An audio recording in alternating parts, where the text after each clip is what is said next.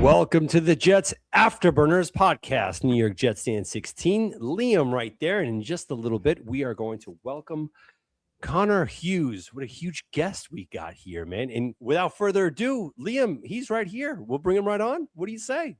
Absolutely. Let's do it. Connor, what is up? What's up, guys? How are you, man? How are you? Welcome back to the show. I'm doing well. Thank you guys so much for having me again. This is great, man. Again, SNY's own Connor Hughes. Thank you so much. Now, I want to get into the meat and potatoes of this whole thing. Yeah. The New York Jets this season has not gone as planned, I think. I don't think anyone expected playoffs, but at least a better showing than what we got here. Yeah.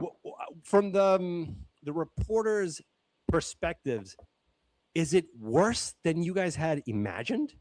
Yeah, I think that's fair to say. I mean, I was actually talking to Brian Costello about this in the media room as I covered the last of 2 weeks ago's game, the Dolphin game, when the Dolphin game was kind of winding down there. And usually when you have a new staff take over and a new head coach comes in, there's automatically this little boost that you get and this little bump that you get from the new staff and the new regime and a new boot and a new voice. I mean, you saw Adam Gase win 7 games his first year. You know, Robert Saleh won 4, but then came back the next year with 7. You know, they were competitive and certainly held back Robert Saleh teams early about Zach Wilson.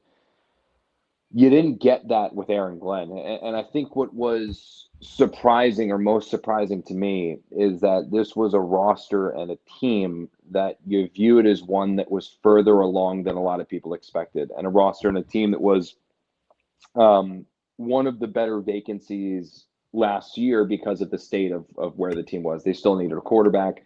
They still needed pieces on the roster, but they were believed to be a team that was further along than a lot of people expected, in a good position for new general manager, good position for new head coach because everything they had. And from the jump, aside from a couple close games, ones that got away from them, you can talk about the Steelers game, the Buccaneers game, but still they've just been a mess, and it's been for a myriad of reasons. The quarterback situation was botched. The lack of a wide receiver 2 was botched. At times the defense was botched, and I think the fact that they haven't been more competitive, that they haven't been better, that they haven't been a team that was 5 or 6 wins this season has been surprising to me. Yeah, it does seem like they kind of tore apart this roster for the most part. Do you think that's been the leading factor to all of this? Because I mean, up until like these last couple of weeks, they have played hard. It's not like they're giving up on him. It seems like they do believe in his message.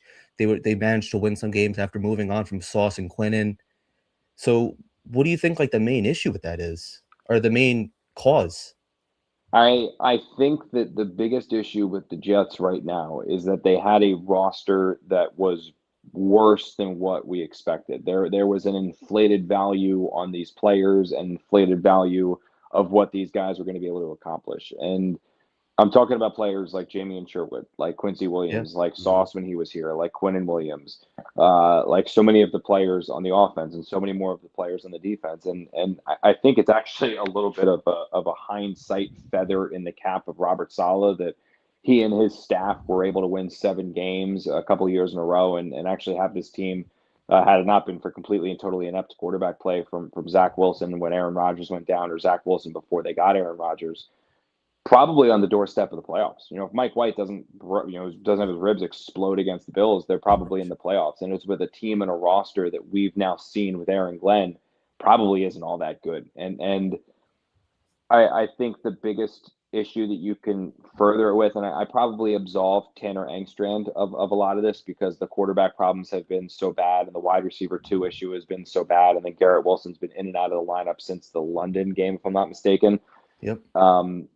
This is probably a team that's been pretty poorly coached. I don't look at this and feel at any point in time that the Jets have been at a schematical advantage with their opposition. And what I mean by that is you can go back to when the Jets played the Philadelphia Eagles off of the year where they went to the Super Bowl but didn't repeat, the year when they lost to the Chiefs. And they were down Sauce Gardner, they were down DJ Reed, and they still put together a defensive game plan that literally beat the Philadelphia Eagles and was pretty surprising. That's something coaches can do, that when they don't have the tools, when they don't have the ingredients they need, they can still piecemeal something together to find some form of success. And I don't see the Jets having that as it's currently constructed with their staff. Not necessarily Tanner, just because I think I've actually seen some really promising things on the offensive side of the ball with him. He just doesn't have a quarterback that's able to get the ball where it's supposed to go. But defensively, that's been the biggest disappointment and the most alarming thing. I mean, this is a defense that's 20th in the league in yards per game, 30th in points, and that's not a problem that started when Sauce and Quinnen were traded. This was a problem that was there when Sauce and Quinnen were here, and it's still there when the Sauce and Quinnen left. So the Jets obviously made a big move by moving on from Steve Wilks.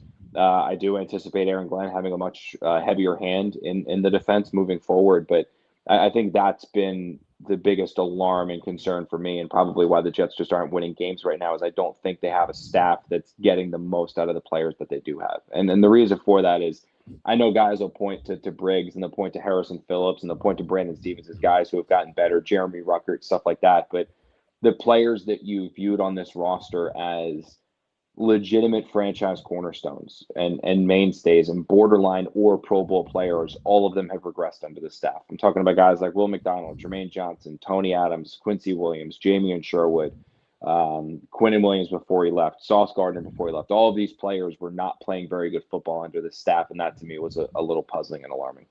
Now, by letting go of Steve Wilks this late into the season, knowing that things were just not progressing correctly, do you feel that this was the time, or should have been done earlier, where Aaron Glenn should have intervened and take on the play calling duties, as opposed to getting to this point right now? He's gone. We don't even know if Chris Harris is a good defensive caller. We have no idea.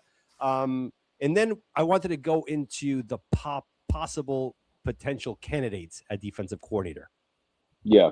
So I think it's an interesting one, because this wasn't like it was a first-time defensive coordinator. It wasn't like this was a guy that just kind of got the job and they were hoping he was going to do it, and he wasn't. I mean, Steve Wilks is an established veteran defensive play caller. He's somebody who was so good as a defensive coordinator that the Cardinals gave him a head coaching job. And then he was a defensive coordinator that got the 49ers to the Super Bowl. And then he was an interim head coach with the Panthers. I mean, there were so many things that Steve Wilks has done throughout his career that made you say, like, hey, this is a veteran savvy coach who has been there, done that. And he's going to be a very good sounding board for a head coach in Aaron Glenn who's doing it for the first time, who has not been there and has not done that. It would have been difficult for Glenn to step in and take that play calling from Wilks at any point this season. And I think the big reason for it is that Wilks ran, and I remember hearing about this guy dating back to training camp, because you had a defense that ran things one way with Robert Saleh and Jeff Ulbrich, like the vast majority of those pieces that are on that defense, and a scheme that was very, very successful for most of the last 3 years. They had players that were fit for that scheme and doing things one way. Well, you had Aaron Glenn, who is a defensive mind. I know he wants to say he's a head coach, yada, yada, yada, but still he's a defensive-minded coach who has a background as a defensive coach. That's what he did. It's what he did throughout his career. He ran a defense in Detroit one way. Then you had Steve Wilks, who ran the defense another way. And then you had a scheme and a system that had run one way for the last 3 years. And I remember talking to people during training camp, and they were like, no, this is going to be Aaron Glenn's thing. It's going to be Steve Wilks running Aaron Glenn's defense. And I'm like, okay, that's interesting. Season begins. Handful of coaches that I know watched the film for me, and they were like, no, it's very clear they're having Steve Wilks run his thing. This is Steve Wilks' defense. It's not Aaron Glenn's defense. It's Steve Wilks' principles. I'm like, okay. In the London game, I got a text message from a former staffer on the Jets who is like, during the game, and goes, dude, they're running our defense. And I was like, what do you mean? He goes, dude, that's our principles. Like, that's our defense, that's our coverage, that's our scheme. So it almost felt like they tried to do it one way, didn't work, tried to do it the other way, didn't work, realized, crap, these players can't adapt to the scheme. In the meantime, we're getting our teeth kicked in. Let's just do what they know. And then they tried to coach a zone-oriented defense that Robert Saleh ran, which if you are not zone defensive coaches, it's kind of hard to call that kind of a game, because zone coverages are so delicate and detailed that you really need to know every snake in the grass in order to truly have a dominant coverage that way. And Wilkes and Glenn just aren't that type of coach with that system. Glenn was very man-to-man at Detroit.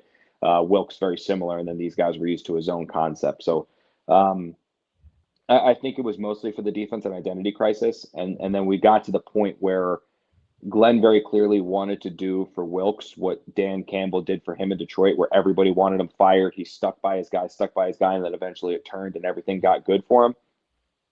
The problem is that it just very clearly wasn't getting any better. The players, having talked to a handful of them post-firing and pre-firing and post-firing, had really begun to tune Wilkes out, and there was getting to be some frustrations boiling over there, with one player speaking out in a team meeting and calling out Wilkes for one of his schemes and his philosophies. Another player making his frustrations very well known over the last few weeks about what they were asked to do, what they were not allowed to do. Felt like they were almost neutered in their playmaking ability, and it just got to a point where it was very clear that Wilkes was not coming back next year. So why not get rid of him now? Give Harris a chance these final 3 weeks to show that he could be the defensive coordinator, and then make a decision on what you're going to do after it. That's very interesting, because Sauce Gardner actually went on Twitter and kind of said the opposite. Yeah. Kind of seemed like he had Steve Wilkes back. But yeah, which is fascinating to me. Like you said, I wonder if switching that's from revisionist zone theory, though.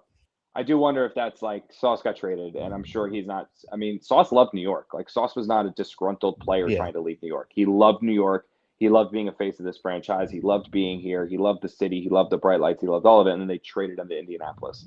So I wonder if that was a little bit of Sauce being ticked off at Aaron Glenn still for the trade and all that other stuff. So I wonder if that played a role in there a little bit. I wonder partially, too, if the switching from zone to man has anything to do with their lack of interceptions this year. Could be. I mean, absolutely. I think that's just. I've never seen anything like that, and that's another part of this is that, I mean, they're NFL. It's NFL history right now that they don't have an interception, and they're 3 games away from being.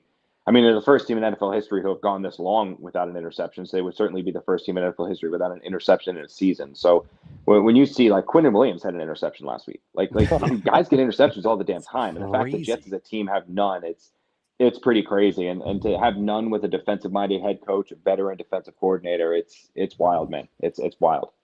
It could, though. You're right. I mean, man, it's Sauce used to say that all the time, that, like, you know, when you don't have your head to the ball or head to the quarterback, it's hard to get interceptions. So, I mean, yeah, it absolutely could play a role there. Now, Connor, these are the candidates that we might think might be possible replacements: Wink Martindale, Antonio Pierce, Jim Leonard, Brian Flores, Jim Schwartz. And for the old schoolers out there, Rex Ryan. Yeah. I saw on WFAN too. Somebody, it might have been Gio. I don't remember which one. Somebody had mentioned Bart Scott as well. I think I was Joe Beningo. Yeah, I think I was Beningo. I think I was just putting names out there. That's not a report. I don't think that's going to happen. It's still a little early on in the process to have, like, everyone that you just named is the hotshot coordinator names. Like those are the names that are going to be at the top of everybody's list. I'll be honest, though, I would be surprised if the coordinator that Aaron Glenn ultimately hires, if it's not Harris, is not a guy that he doesn't have ties to, because the NFL generally goes as the pendulum, and you go out of your comfort zone, and then you go back to your comfort zone, and then you go out of your comfort zone, and then you go back to your comfort zone when it works or doesn't work, or works or doesn't work. I know that Glenn right now has the backing of Woody Johnson and the full trust of the organization to do this his way, the right way. Woody's patience runs thin very quickly, and he might be fully on board with that this year. If these losses continue to pile next season and the stadium is still empty and the Jets are getting their teeth kicked in and they're not getting primetime games and nobody's paying attention to them, they're the butt of everybody's jokes again, Woody's patience is going to run thin. I mean, I think that Aaron Glenn is almost assuredly promised next year. I don't necessarily know if he has promised year 3 if year 2 goes as bad as year 1 has been. I mean, the Jets are literally steamrolling towards close to, if not the worst record in the NFL. I mean, they're a 3-win football team. That is horrible. Like we're not talking about 5-6 wins, culture setter. Year one of a new regime with a roster that you told everybody all off season was talented, and Aaron Glenn saying the goal is to win now, and you have 3 victories this season. That is pathetic. So you can't, like, I just don't see him. I don't see that Aaron Glenn, knowing how important year 2 is going to be, I don't see him going in there with somebody that he doesn't know. And maybe I'm wrong. This is just me, like my opinion. But like a Schwartz or a Leonard, like somebody like that who he has not worked 100% with, somebody he's going to be taking a gamble on. I don't see him taking a gamble on somebody unless it's somebody that he has hell-bent, undeniable conviction can be an elite level defensive coordinator and make a jump eventually to head coach like he did. Because he went with the guy he didn't know in Steve Wilkes, and it very much blew up in his face. So I think he's going to want somebody that shares his fundamentals, somebody who shares his ideology, someone who shares his scheme in a way to bring him in, give him an opportunity, and run this defense the way that Glenn wants the defense to be run. Do you have any guys off the top of your head, maybe real quick, that you could think of that might fit that mold? Townsend's the one. I think he's over there in Detroit right now. I know I saw his name floated around. He would be one that would make sense. Again, this is just me. This is not like Right. I haven't talked to anybody over there to know who they're, or even like I meant to send those text messages today, but I caught up with Giant stuff.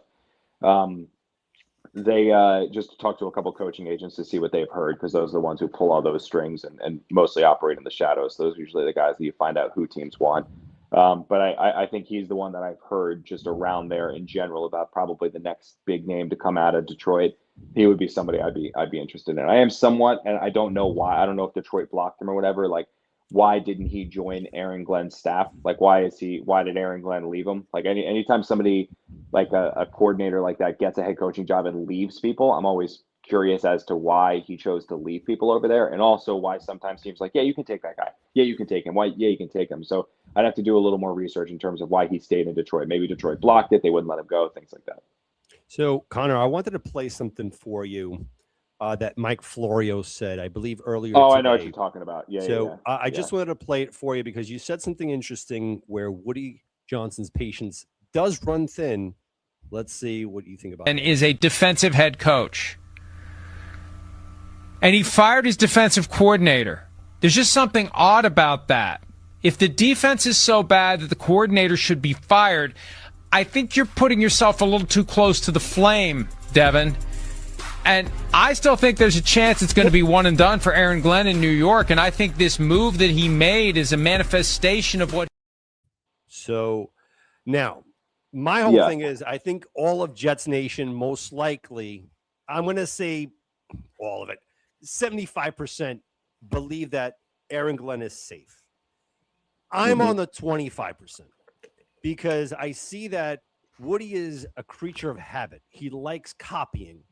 He's probably looking at Foxborough with the whole Gerard Mayo thing and saying, this is what maybe is needed here in the event. Let's say if we land the top 3 overall, right? And number 1 is the Giants. I think if it's the Raiders, there's no trading partner there. But if it's the Giants, now with that mindset, with all these first rounders that Muji acquired, basically we locked up that first overall pick. Now with that mindset, most likely Woody's saying, what if I get an offensive minded coach? I don't know, a Mike McCarthy, whatever the case is, to be brought here. Is there a possibility where Glenn at the end of the season, he may be Gerard Mayo 2.0? So here's I'll answer this a couple different ways. And here's the first one on the Gerard Mayo situation.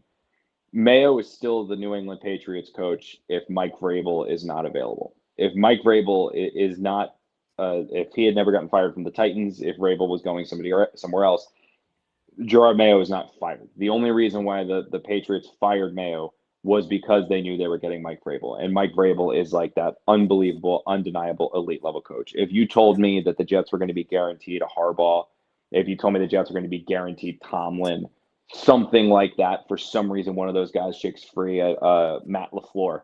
Things staying at the bottom, falls out in Green Bay, and LaFleur is for some reason fired and he's guaranteed to come to the Jets, then yeah. But that was such a unique situation. And I know the Patriots didn't want to get rid of Mayo. It was just like, I'm sorry, man, we're not going to pass up the opportunity of Mike Vrabel be this team's head coach.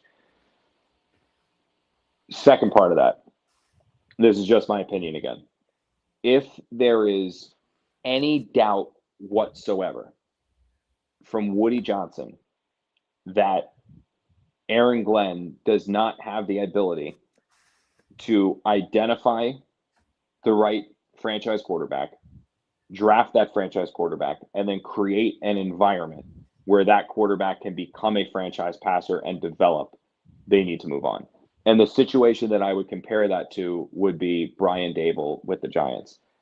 Joe Shane was not head over heels in love with Jackson Dart. In fact, I know there were a lot of people within the front office of that building who preferred Shedeur Sanders. The Giants tried everything at the NFL Combine to move up to number one for Cam Ward. They were not head over heels for Jackson Dart. Brian Dable was the one inside that building that was slamming the table, jumping up and down, saying, get me this guy, get me this guy, get me this guy. This guy is the quarterback of class. He wanted him at 3. Like, Brian Dable was the one who evaluated, identified, and said, that is my guy. If the Jets don't believe, whether it's Scott Turner, whether it's Tanner Engstrand, whether it is Aaron Glenn, whether it's Darren Mucci, if they don't believe they have the right people in place to identify, draft, and develop that quarterback, they should absolutely 110% move on from him. Part 3 of this. Aaron Glenn has complete and total control within the Jets organization. This is not like when Robert Saleh worked underneath Joe Douglas. This is not when Adam Gase and Joe Douglas both reported to Woody Johnson. This is not like when Todd Bowles and Mike McCagnon both reported to Woody Johnson. They were not bosses of each other. One in charge of the team, one in charge of getting the players. It is not that. Aaron Glenn runs the entire Jets organization right now. I mean, literally, Woody Johnson at the introductory press conference called Darren Mucci his sidekick. So Aaron Glenn controls this entire thing. I don't see Woody being willing to move on from it. And the underlying other reason to keep note of all this, and I think most people know this, coaching contracts are guaranteed. So every penny of it's paid. Aaron Glenn, from my understanding, is getting close to $13 million a year to coach the New York Jets. $13 million, or almost $13 million over the next 5 years is guaranteed to Aaron Glenn. You're telling me that Woody is going to fire Aaron after 1 year and then pay him $12.5, $13 million to not coach the team for the next 4 years, while also then paying another head coach $6, $8, $9 million a year to coach the Jets? Then if that coach fails after 2 years or there's some total disaster, you have to fire him. Now you're going to be paying Aaron Glenn, the coach you just hired and fired, and then a third head coach? Like, we're talking about a team that just had budget cuts a year ago. Like, I don't see Woody being willing to eat that money to just sit on his hands and be like, okay, I could see Woody being more involved next year if he's truly upset or questioning the direction. I could see him getting his hands more involved like he did with Robert Saleh when he started questioning him and things of that nature. But I would be completely and totally floored if this were to happen. Now, this is the Jets. The Jets, I keep saying I've never seen this before, and then it happens. I keep saying I feel like I've seen it all, and then I haven't seen it all. But I can't see them giving complete and total control to a guy and then giving up on it after 1 year. There's certainly signs this season that would make you question it. I mean, the Jets were, you want to question whether or not they know how to identify a quarterback. They identified Justin Fields, and not only did they bring him in as a lottery ticket, he didn't win the job in training camp. The job was handed to him in training camp. Right. He was the unquestioned, no doubt, like, quarterback one throughout the summer. Tyrod Taylor didn't have an opportunity to win the job.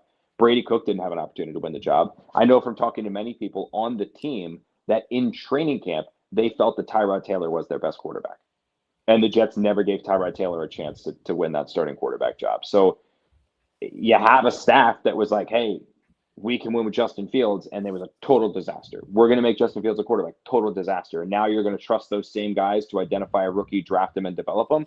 Yeah, there's questions, comments, concerns there, but ultimately, I don't foresee him giving up on it after 1 year. I don't. I took that Florio report more as him speculating and trying to read tea leaves and not actual reporting.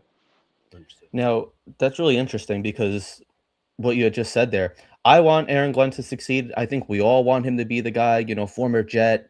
He has the connection to us. Mm-hmm. With that being said, I truthfully, as much as I defend it, like I kind of consider myself an Aaron Glenn defender. I give him a little bit longer of a leash than a lot of the other content creators out there. But that being said, I really do have my questions and concerns about him developing a quarterback. With you have a first-time offensive coordinator. I had brought up, and it's just complete speculation, just my own idea. I don't think it's going to happen, but maybe bringing in like a senior offensive advisor, maybe like a Brian Dable, who helped develop Josh Allen. He already lives in the area. He won't have to move. But if they do trade up to 1 and they get Mendoza, or if they're not able to, do you see them making the trade or trying to make the trade for Joe Burrow or some veteran quarterback out there? That seems to be Aaron Glenn's, the way that he has gone through the NFL. You know, you think back to the Saints, he already had Drew Brees. He goes to Detroit, he already had the established veteran in Jared Goff. Do you see that being a more possible avenue? I mean, I don't see a world where the Bengals try. I mean, I probably wouldn't have seen a world where Aaron Rodgers comes to the Jets either, but I don't see a world where Joe Burrow ends up with the Jets. That the money they would have to pay him, the compensation you'd have to give up, Joe Burrow wanting to leave Cincinnati wanting to get rid of him. I mean, I would take you guys back to, if you remember, Carson Palmer wanted out of Cincinnati, and he was like, I'm not playing for you guys again. The Bengals and their ownership literally let Carson Palmer retire. Like, he retired and did not play instead of trading him. Like, they could have gotten a ton of picks, and they let him retire. And it wasn't until they had drafted, if I'm not mistaken, they'd already drafted Andy Dalton, and then like halfway through that year, Andy Dalton looked good. And that's when they traded him to the Raiders, if I'm not mistaken. That this was years ago. So this was like, I might have the timing a little bit up, but they literally let him retire. They're like, we're not trading you, dude. Like, you're going to play for us. You're going to play for nobody. And they literally stuck to their guns. They would do exactly the same thing with Joe Burrow. Like, I have no doubt in my mind that they would do exactly the same thing with Joe Burrow. Also, didn't they just give like their two receivers $250 million, and now they're going to trade the quarterback? Like, that would, you know how moody Jamar Chase can be. That would piss him off. That would piss Higgins. Like, it would just be. I just don't see that happening at all. You don't need Chase getting all llama and people spitting, you know. Yeah, right. Seriously, yeah. But like, yeah, and then the other veteran quarterbacks out there you'd think about would be like Kyler Murray. Like, I mean, there's work ethic concerns with him, and there's like, how much does he care about football things? That doesn't tell me that he's an Aaron Glenn type guy. So I think what ultimately, and Connor Rogers actually pointed this out on Badlands, and it made a lot of sense to me, is that if they can't get up there and get Mendoza, and for some reason Moore doesn't enter the draft out of Oregon, or they can't get Moore either for whatever reason, or they just don't like Moore, I could see them waiting until the second, like using their 2 first-round picks, waiting until the second or third round to draft a quarterback, whether that's a Lara, the kid from LSU, something like that, another quarterback they like with a height. I know Dane Brugler said this, like, there's not a lot of height, weight, speed, like developmental, where you see all the physical attributes and you're just trying to build a quarterback. There's not a lot of those guys out there in this year's class. Like, it's a little underwhelming. You could even make the argument with Mendoza, it's a little underwhelming of a quarterback class, but I could see them taking a flyer on the guy in a second round pick, something along those lines.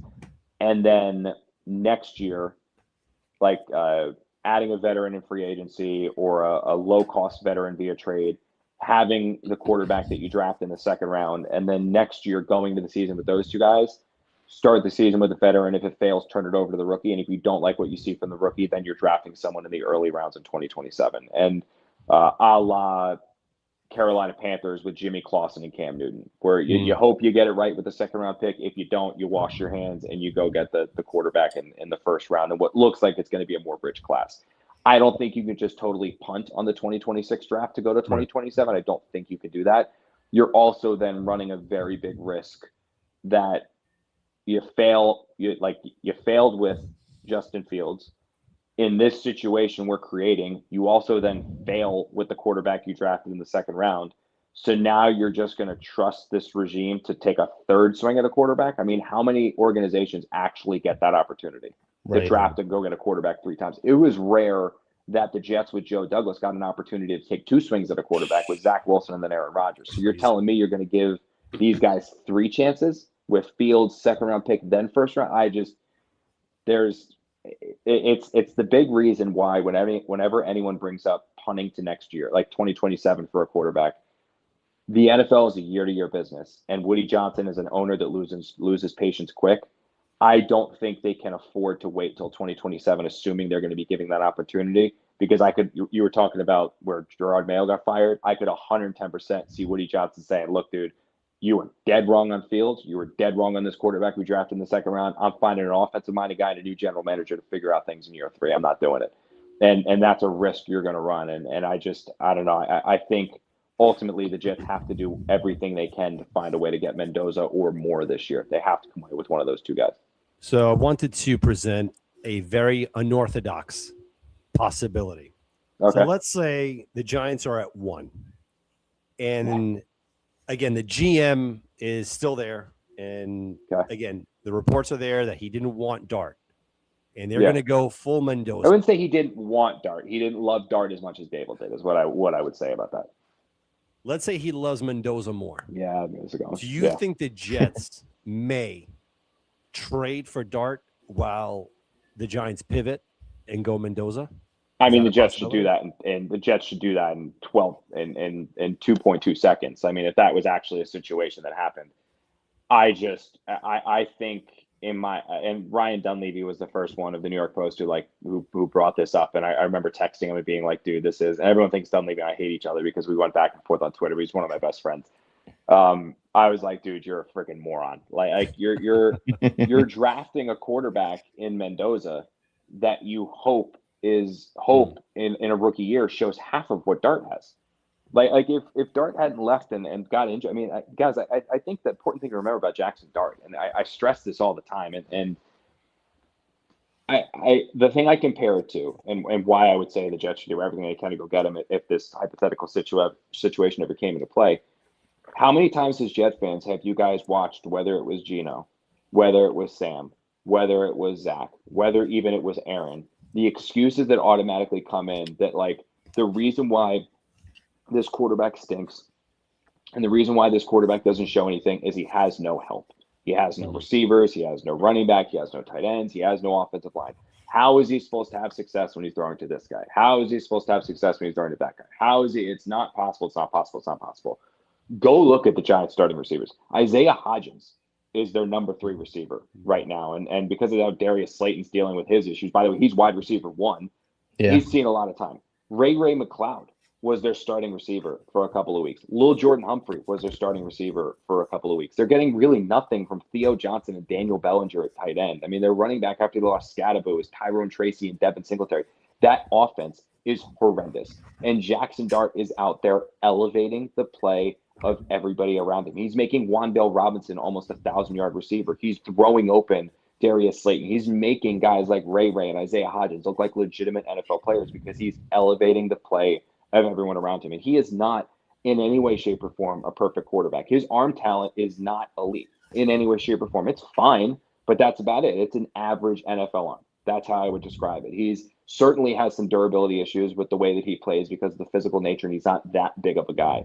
But he elevates the play around him. He is a fierce competitor. He is a guy that teammates love, and he can play at the NFL level. I mean, seriously, shout out Brian Dable for identifying this guy who a lot of people believed was a second or third round talent, and have made him into a guy who looks legitimately like a bona fide franchise quarterback. That when you can say, man, if he's doing this with Isaiah Hodgins and Ray McLeod and Darius Slayton, imagine what it'll look like with Malik Neighbors when they add somebody else. Like, that's what you start thinking about with Jackson Dart. So if you draft Mendoza, you're hoping he's that guy. You're like, wow, I hope Mendoza looks like Jackson Dart. The only thing you're getting is you don't have a player that had a concussion this year. I don't think Mendoza had a concussion with Indiana this year. Like, that's the only thing you're getting is like you eliminate the injury concerns. But it's just it's so hard to find a quarterback in the NFL.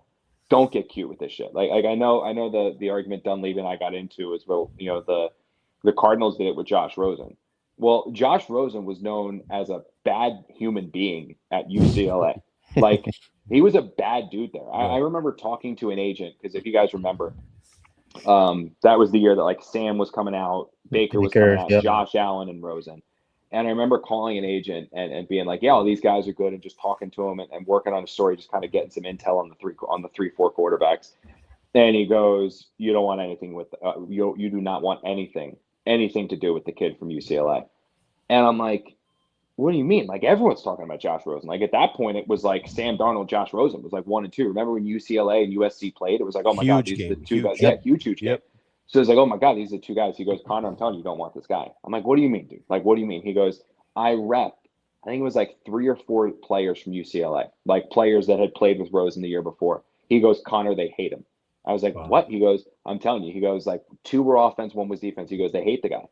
I was like, what? He goes, if the teammates hate the quarterback is screwed. So not only was he like a bad guy that eventually you can just deal with that if he's a hell of a football player, he went to Arizona, was terrible. So like you have a bad person who's a bad player. Like that's why they were like, yeah, screw this, we're gonna go draft Kyler Murray. Like we're done with this guy.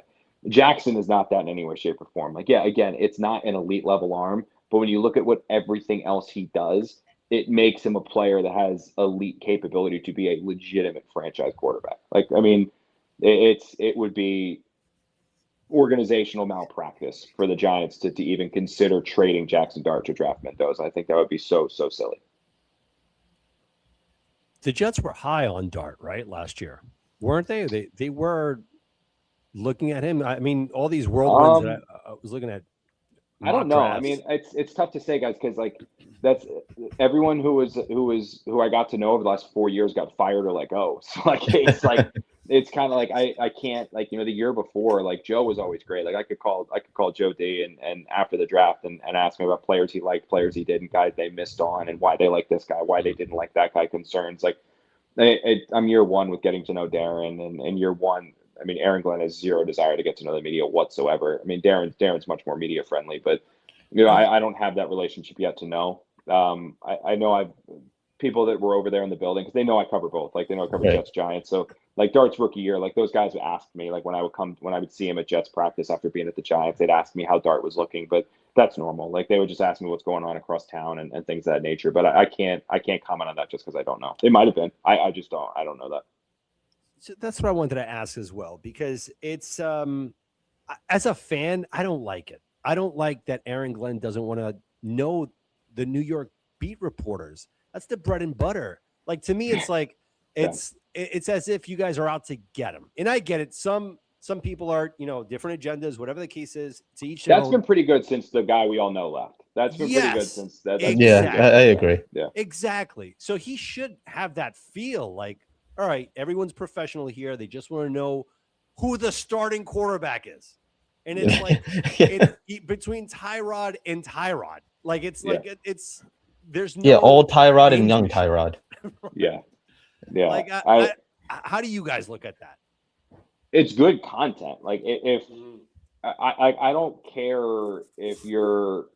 I'll be honest with you. I don't care if he's a dick to us. I don't care if he's combative with us. I don't care if he's sarcastic and mean and nasty, because it's good content. And also, like, when the coach is sarcastic, mean, and nasty to you, it opens up the world to be sarcastic, mean, and nasty back to him. I think what I took exception to and did not like, and I was not there that day, so I couldn't have I was with the Giants, so I couldn't have spoken up, but I talked to Zach and Kaz about it after the fact. It was, if you remember, when Rich broke that Garrett was gonna be out 4 weeks and close to the IR, and then when they asked Aaron Glenn about it, Aaron was like, well, just go to Rich if you want. Rich clearly has all the answers, just go to Rich. Right. And my argument with that was that, what is your concern with what Rich said? Are you mad that Rich reported something and didn't run it by you first? That Rich didn't go to the Jets and say, hey, this is what I have, do you want to add comment to it? Which is normal. You don't have to do that as a reporter, but it is like considered the professional good thing to do, where, for example, like I broke the other day some of the stuff that players had said regarding Steve Wilkes. I got my information together. You go to the Jets, your people over there, and say, hey, just so you know, this is what I have. If you want to add to it, comment on it, tell me I'm dead wrong. Like, this is what I have and what I'm going with. Like, it's very common and normal to go to the team and work with the team on different things. And they can add color, they can remove color. They can usually, if they're, and they are, like a lot of the media relations people over there, and especially with the Giants too, like, they're very good at steering you in the right direction. Like, they don't always lie to you. Like, they realize, like, you got something, okay, this is to add, this may be a little bit strong, this is somebody's opinion, which isn't totally accurate, that's true. Is his annoyance with Rich that Rich had something and didn't go to the team? Like, okay, I can understand why I don't still agree with what you did in the press conference, but I can understand why you're annoyed with that. Or is your annoyance that Rich reported something that you didn't want reported?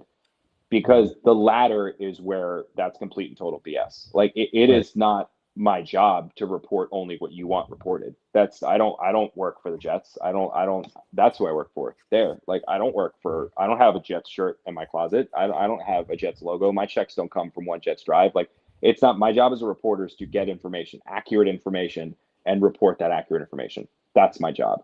And Rich in this case got accurate information like Garrett Wilson's injury. Kudos to him, and reported it. If you're mad and now going to shut off the media because the media reported something that you didn't want reported, that's where I take a lot of exception to that. That's where I'm like, that's just not okay. That's not your job. You don't run the media. Like that's not what this is. But if he wants to just be mean and nasty or sarcastic and call people out for bad questions, go ahead. Like I criticize these coaches all the time. If you're not going to criticize me because I ask a dumb question, like who the hell am I? That'd be so hypocritical of me. Unbelievably hypocritical. So I don't care about him being mean. That's what I took exception to. And I think he made a comment to Mark Cannizzaro as well when he was walking off, like, you know, if I don't like what you report, I won't talk to you either, or something like that. This was kind of in the heat of when it got real. And then he's lightened up since. But those comments were the only thing that to me was like, that's wrong. That's not okay. The rest of it to me was like, it's just, if that's who he is. It's clear he doesn't like the media. Like, some guys don't like the media. Like, it's clear he doesn't like the media. If you don't want to have a big picture, I don't. It's a little bit of a tangent, but like big picture, I don't see it as beneficial to anybody involved to have an adversarial relationship with each other.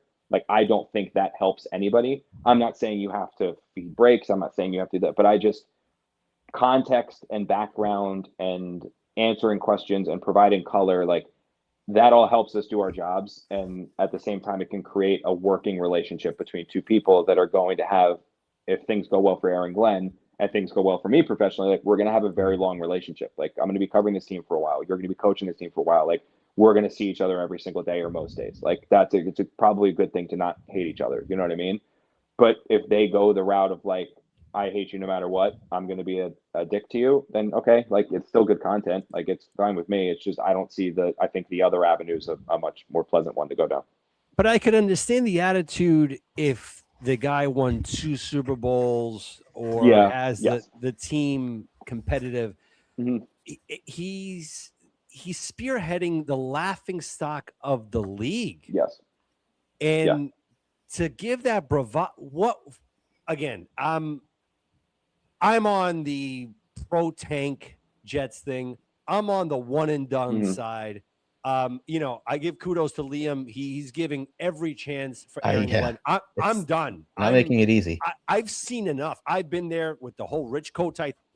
Very synonymous. Yeah. Like what I see here, where the players are done. They don't want to play for him. And this whole Steve Wilkes thing, just my own observation, it runs deeper than that. It's fair. I think that's fair. I mean, the thing is, this is just what you get when you hire a Parcells disciple, what you hire when you hire a Belichick. This is what you get. And unfortunately, Bill was a win. Like Parcells was a winner everywhere he went. Like Parcells was a different breed because he won everywhere that dude went. Like Bill went everywhere he went. The disciples of Bill won a lot too. The Belichick guys didn't, and the reason why is they would try to be Belichick in the late 2020s and the late 2010s, and it's a different athlete than was coached back in the day. And when Bill would say things, he could throw his hands down, and you'd see all of his rings. When Matt Patricia would do it, didn't have the same effect. When Josh McDaniel would do it, didn't have the same effect. Like it's different, and I do think that the way that Glenn is with us isn't how Glenn is with the players. Like he's different with them, and I think that helps him some. Hasn't helped the product on the field, but it's not like he's this arrogant person to them like he is to us. Like it is a different. It's just he doesn't like the media, and it's fine. Like I said, it creates good content. Again, I don't see an adversarial relationship as beneficial to anybody, but he does, and he doesn't care. That's ultimately. I've talked to people at the Jets about this. Is like, I can sit here and build a hell of an argument for why this doesn't make sense, but it doesn't matter because he does not care, and that's just how it is. Maybe he has a come to Jesus moment, like Tom Coughlin did. Tom Coughlin was the biggest a-hole in the world, and literally things changed the year before the Giants won the Super Bowl, where he literally called all of the media in one by one, like had meetings with each individual beat writer, and was like, "How can I be better with you guys?" And it changed completely for him with the media. He was never a warm and fuzzy, give me a hug guy, but like he wasn't Robert Saleh by any stretch of the imagination. But it just helped the relationship long term. Maybe Glenn gets there at some point. Maybe he doesn't. Who knows? Would you like to get close with him and be like real friendly with them, or? I'll tell you what. He said my name the other day. I was like, I didn't even know you knew what my name was. I mean, Yeah. he said it in the press conference the other day. I kind of like perked my ear up. I was like, you know who I am? I was like, I didn't even think you cared to know any of our names other than Rich, who covered you when you were a player. But yeah, I mean, look, it's like I said, it's beneficial to everybody when you have a relationship with these people because you have to deal with them every single day. So it's helpful when, and again, I'm not talking about like, give me a scoop, give me a break. I'm not talking about that stuff. Like I understand how this game works with the big guys. Like I understand all that stuff. I'm talking about like when I've always said this to every single coach I've covered, is that just help explain to me why. And the vast majority of coaches, if you guys ever get to know any of them, they're all the same. They love teaching and they love explaining. That's why they're coaches. Like you know, there's obviously the fame and all that comes into play and the money helps, but like at the end, at the core root of their nature, they're teachers and they love explaining. And I'm a reporter. I love understanding why. Like I love it. Like it's why you make it in this field, is like this hunger to understand things and the hunger to get the why. You know, you see something happen, how did that happen? Why did that happen? You love it. And just to be able to pick up the phone and call and answer and have them explain why. You know, every coach I've ever covered has kind of been open to doing that. Dable was, Gase was, Bowles was, Robert was, Staffers were, LaFleur was, Hackett was, believe it or not. Like he was really good with it. Defensive guys were, like a bunch of them were. Like they were all really good at explaining things. Dowell was great at explaining things, like all of them, because it's just in their nature they love it. And some are better than others and some take more time than others, but they still love it. Kafka's the same way, loves explaining things. Yep. Like they all are. Glenn just, he doesn't care. He does not care to. I'm not saying he hates explaining and he hates that he's not a coach. He just does not care to have that relationship with the media right now, which is fine. It's fine. I'm not upset with him at all about it. It's his prerogative. Go ahead and do it. It's just at the end of the day, he doesn't care. So it's just word salad, really, to build an argument as to why I don't think it's beneficial.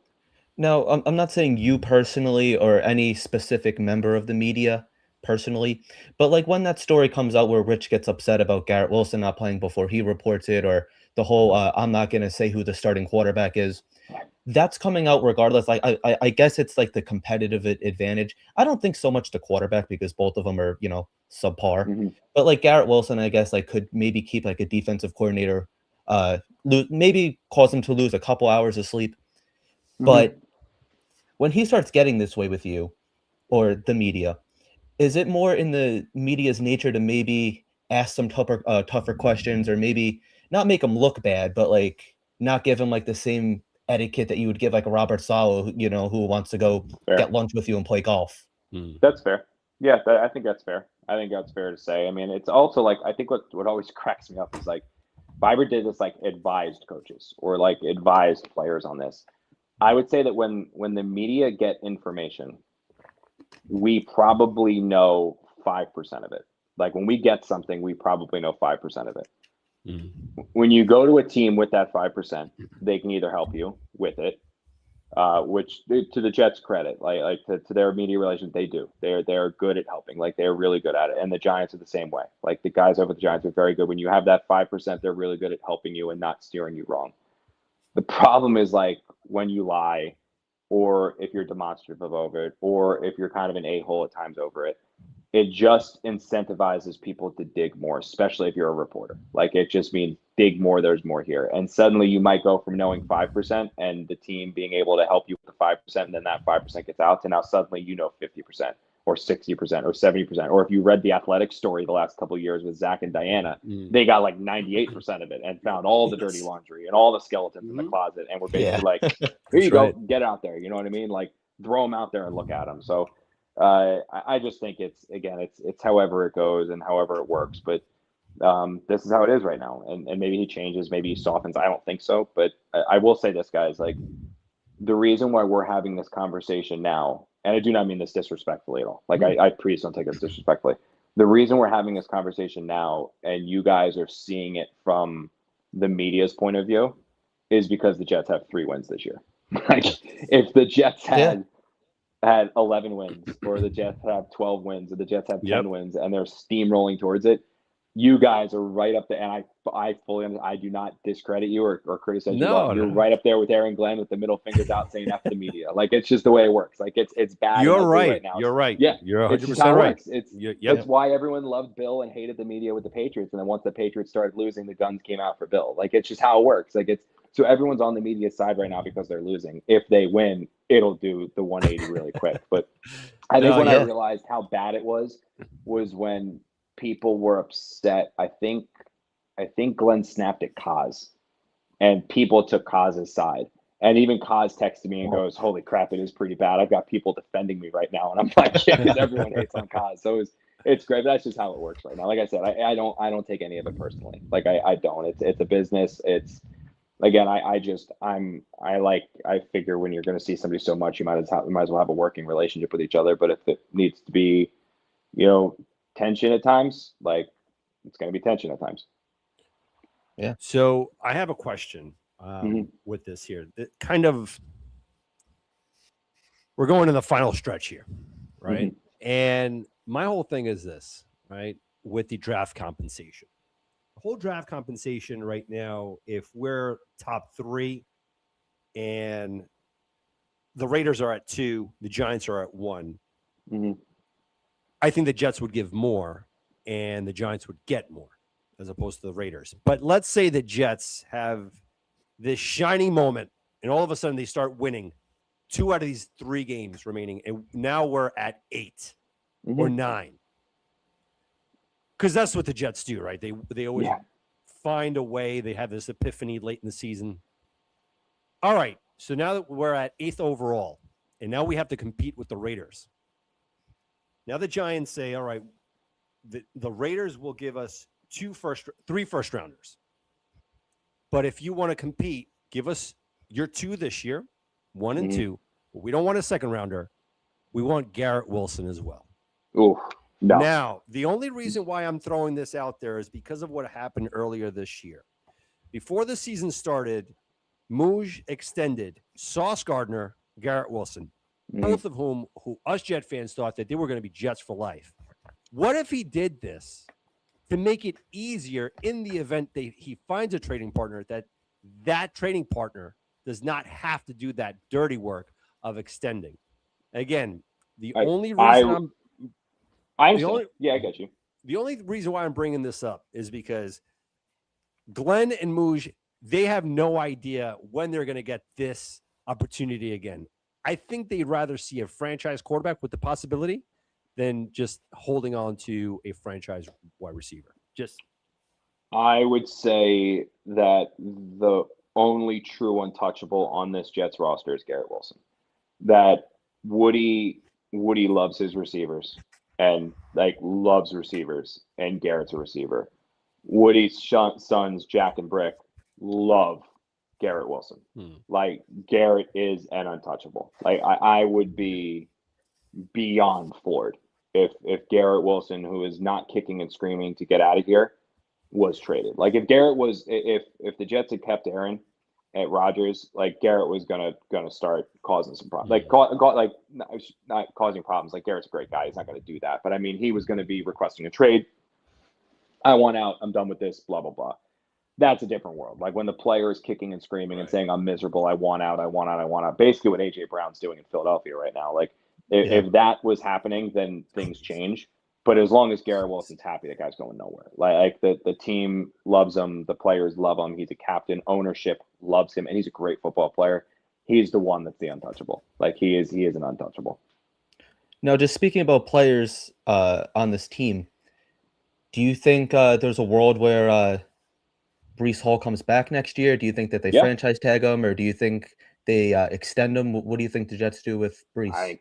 All options are on the table. I mean, they have so much damn cap space now that you can do anything. It won't even feel a drop in the bucket. I mean, it's once they traded Sauce and Quinnen, it became different. Like, it's like the number's insane. Their salary cap space next year, and it's even more insane the year after that. So you can give them a 3-year contract extension, paying them 11.5, 12, maybe even 13 million a year, and not even feel it. You know what I mean? You can tag them, and you're not even going to feel it. Transition or franchise tag. So that the way that's changed is it's a crazy 180 for a player, because I thought for sure he was going to be gone at the deadline at one point, and then certainly many people did, including Breece. But I think they're at a point now with him where bring him back, have a really good backfield, work on adding receivers. You already have the offensive line, and suddenly you're creating an environment that's like the perfect place to just drop a quarterback into. And it's much better now with Brees than it was before. I will say that Braylon Allen injury in Miami, I think that was probably the first little ripple effect of keeping Brees Hall here, because now you don't necessarily know what Braylon's going to look like next year. You don't know if he's going to keep getting hurt. Isaiah Davis is a decent player, but he's not a lead back by any stretch of the imagination. So I think that just makes it even more confounding. Like, this team has enough holes. Don't create another hole that you have to fill. And by keeping Brees, you don't create another hole. So just keep him. And it's not like it's going to cost you much, or at least have that big of an impact on the cap.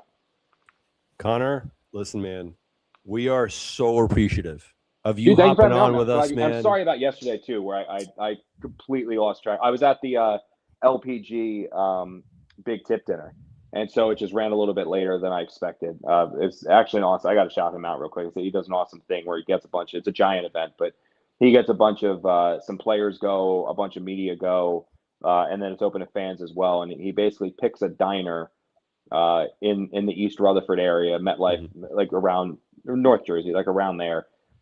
Finds a waitress that's kind of on, or waiter who's on harder times, and you just kind of show up like one after another and get a table. Wow. And it ends up being like 10, 15, 20. This last night we had like 50 people there. And the whole thing is everybody puts $100 in. So you eat, you get some drinks, you enjoy yourself, but everybody puts in $100. And what you end up doing is obviously your meal is paid like crazy. And then you end up tipping. The waitress gets a really big tip. So I think she got like an $1,800 or $2,000 tip, and then it's fantastic. Every cook got $300. The one hostess I think got $200, and like we were literally the only people in there. Like it was just a dead diner. Great.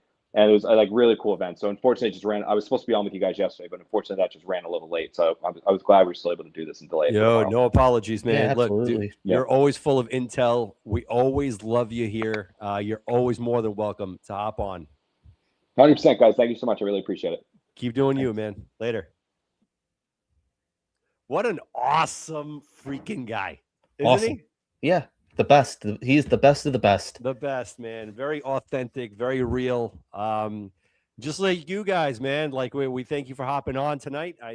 Very impromptu, so obviously I don't think I'm going to be on tomorrow. You hopping on tomorrow? What are you doing? I don't know. We'll see. We'll keep you on you guys' toes. Yeah. Like I was telling you earlier, like with my work schedule, it's just, it's a coin flip. I walk in, hey, can you do 16 hours today? It's the craziest thing I've ever seen, but it is what it is. It's the holiday season. So, I don't want to really pass up on that too often. Nah, dude. And not for nothing, your internet was really good tonight. I know. Give it a round of applause for my internet, Yeah. And you hardwired it, and it's still on Wi-Fi. That's me, man. It's this internet is that's something else. Yeah, I don't know. Is anyone very Wi-Fi savvy in the chat? Maybe to help Liam out. That would help out. Definitely send us a DM on Twitter or something. Yes, definitely. Or post it in the chat if somebody could give me a hand, because a link. Yeah. I'm hard. Oh my God, the insurance. Oh, this guy. All right, let's. We should have asked Connor about the insurance. Right. So according to Armand, Phillip Rivers came back to the NFL because his insurance, he had to pay for his insurance after 5 years of being retired. The guy made over $250 million. But he was worried about his insurance. I loved it. Anyway, guys, hit the subscribe button. We thank you so much for hopping on. Send us a DM, Afram, if you don't mind. Oh yes, absolutely. Yeah, because you got everything. You got the Ethernet cable, hardwire. Yeah, so just to kind of show it on screen, I bought 100 feet of Ethernet cable. It's hooked up in my living room, ran all the way through. To me in Merrick. Yeah. And he lives all the way in Suffolk. Yeah, I'm out there. We play tug of war with each other. That's fantastic. Any closing thoughts? No, I mean, like we said, Connor's a great guy. He has really good content too. It's like he's like a lot of the media I don't truly enjoy. He is genuinely one of the ones that I do.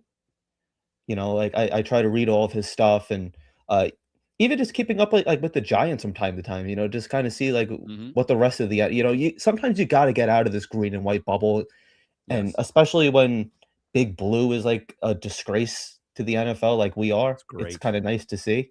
It's fantastic. Just to kind of see the general consensus of what's going on, especially because like where their draft pick is kind of affects us to a degree. Huge. There goes the internet. That's always nice to see. But you great froze show, up, man. You froze up. It wouldn't be the Jets Afterburners if you didn't have like a little seizure there. That's what I'm here for. We're gonna get this fixed. Am I frozen up. now? Absolutely. No more. You thawed. Right. Okay. You good. Guys, have a good night. Thawed out, yeah. I'm gonna go have a steak, man. Later, guys. Quarterback, Ken O'Brien of California Davis. Just 14 that first time, now going long. They got a wide open man, and he makes the catch. It's Braylon Edwards taking off. Braylon Edwards will take it home for the touchdown. 80. First down in San Diego territory at the 47-yard line. Big draw. And Pennington going for 6. Deep down the field.